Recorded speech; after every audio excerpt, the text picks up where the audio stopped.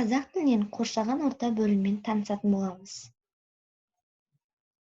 Ендеше, осы біз бөлімде үйренетініміз етістікті ажыратуды, нұсқаулық жазуды, және дара және күрделі етістіктерді анықтауды, ізденуді, оқиға бойынша мәтін құрастыруды үйренеміз. Сабақтың мақсаты мұғалімнің көмегімен мәтіннің тақырыбы мен негізгі ойды анықтау. Және бағала критерияларына келетін болсақ, мәтіннің тақырыбы мен тірек сөздердің негізінде мәтіннің мазмұнын болжайды. Мәтіннің мазмұнын анықтауға бағытталған сұрақтар құрастырады және жауап береді. Ал ендеше балалар, ой қозғау әдісіне көшейік. Бұл жерде бұл суреттерге мән берейік. Яғни бірінші суретте Айгүл не істеді?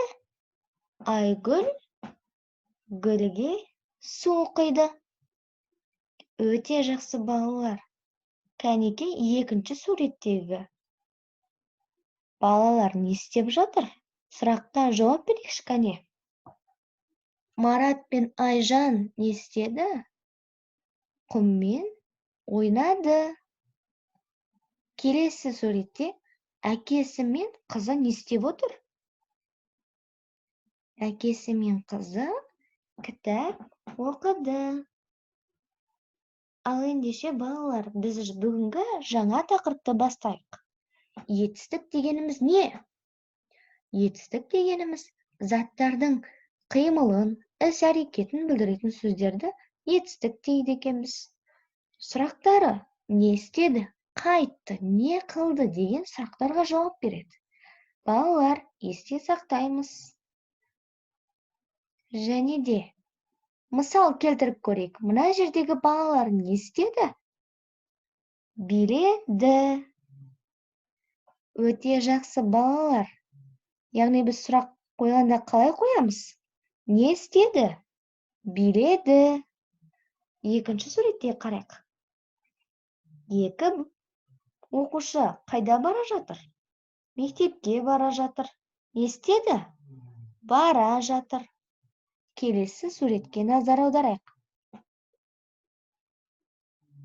Ал ендеше балалар, бұл жерде бірінші жаттығу орындайық кәне. Үш сурет берілген, үш суретте біз не істейміз балалар? Яғни берілген суреттерде негізгі қимылды білдіретін сөздерді табамыз және өзіңе ұнаған бір суретке сөйлем құрап жазамыз. Және де қимылды білдіретін сөздің астын сызамыз. Түсінікті ме балалар? Ал ендеше түсінікті болса, келесі тапсырмаға өтейік. Екінші жаттығуда берілген сөйлемдердің ішінде қате бар. Сол қатені біз түзеуіміз керек. Яғни балалар, бұл жерде ең бірінші қатесін түзейміз және қарамен берілген сөздердің сұрақтарын анықтаймыз. Балалар, бұл жерде мағынасына қарай қате болып тұр. Көріп тұрсыңдар ма? Бие мөңірейді ме? Жоқ. Ал ендеше жауап берейік. Келесі тапсырмамыз.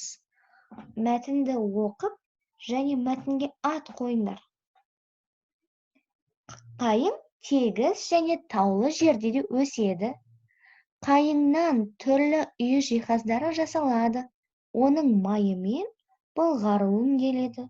Ол улы газдарды өткізбейді. Қайың аса пайдалы ағаш. Бұл жерде сендер мәтінге ат қойып және мәтіннен етістіктерді табамыз. Етістіктер бар ма екен? Бар болса, етістікті тауып астын сызамыз.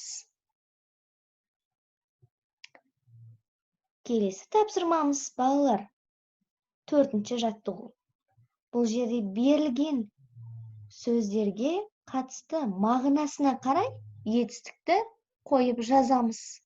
Яғни балалар, сөйлемді толықтырамыз. Қалай толықтырамыз? Етістікті қою арқылы. Ал етістік дегеніміз не екен балалар? Жетістік дегеніміз қимыл, іс-әрекетті білдіретін сөздер. Келесі жаттығуға назар аударайық. Жұмбақтың шешуін тап. Әсем бақта ән салады, әніне жұрт тамсанады. Бұл қандай жауап екен? Жұмбақтың шешуін таба аламыз ба? Ал ендеше табайық. Жарайсыңдар балалар. Сабаққа өте жақсы қатыстыңдар. Келесі тапсырмамыз. Яғни балалар, бұл жерде сабақты қаншалықты түсіндіңдер? Сол туралы мәлімет.